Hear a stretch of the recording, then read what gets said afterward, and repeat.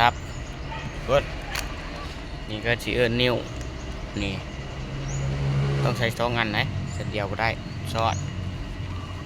แห้งๆเลยหอยนี่นี่ต้องขอดยางที่ใส่แล้วบ่เนี่ย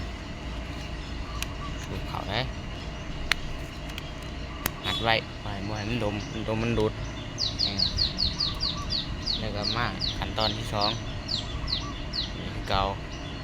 ใส่นิ้วโป้ได้มือใส่ในถุงมือยางขาดแน่นอน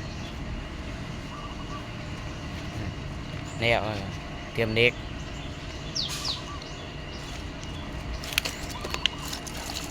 มีเด็กต้องมีหินนำไหนพี่น้องผู้ใดบ่เคยเห็นน่ะก็มาเบิ่งก็ได้พี่โตพี่บ้านน่ะไหนอินบ่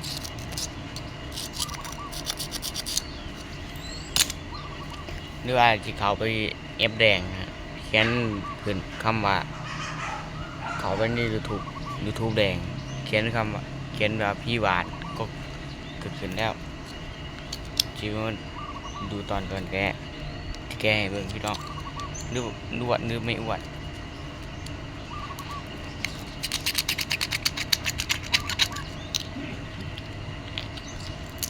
ถ้าอวดนี่ได้มื้อหนึ่ง50 โลก็ได้พี่น้องนี่พร้อมพี่น้องเลย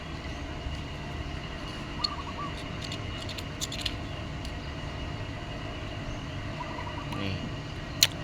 กินแบบโอ้ยพี่น้องอย่างไรว่าโคตรอร่อยเลยดูกันเลยเกสบายพี่น้องเป็นไง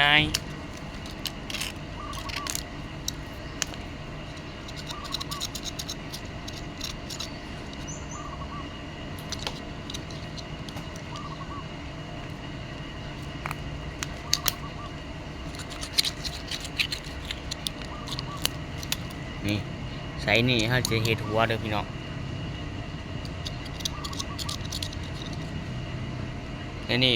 อย่าตัวใหญ่อยู่กับตัวใหญ่เด้อพี่น้องนี่มาดูตัวน้อยกันวันนี้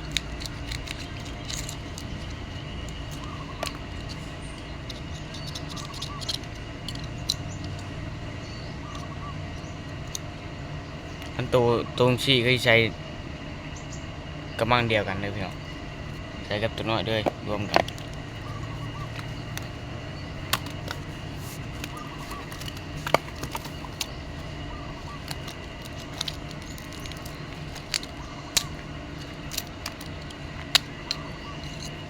พี่น้องจะมาเบิ่งนี่พี่น้องนี่ว้าพี่น้องใจแห้ดีเดี๋ยวพักเกดูถามด่วนนี่เต็มฟ้าเลยพี่น้องเฮ้ยโตนึงได้เป็น2-3 ขีดดู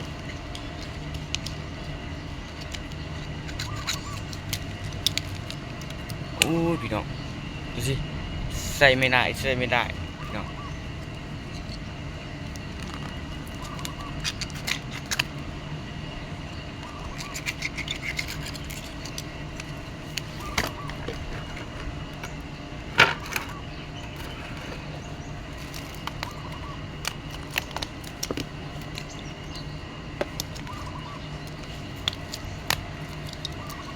เทคนิคการแกนี่สิบอก1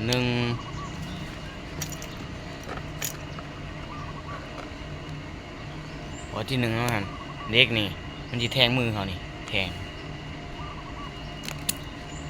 ต้องแกให้ระวังข้อที่2ทำฝนเด็กปาดตาหอยมันจะขาดเบิดที่บ่ได้น้ำหนักหอยนี่มันได้น้ำหนักย้อนตาเด้อตาดีตางามแกหอยงามนี่ได้น้ำหนักดีเนาะ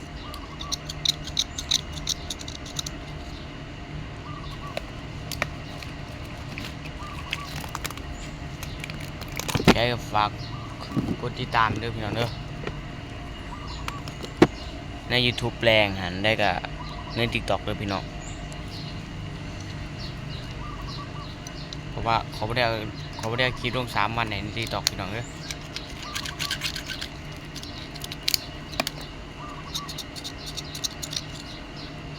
ในเขาสิใส่อยู่กับไซส์ใหญ่ใช้เบิ้งพี่น้องใช้เบิ้งนี่ใช้หน่อยสิบางทีหน่อยตัวเดียวเด้อพี่น้อง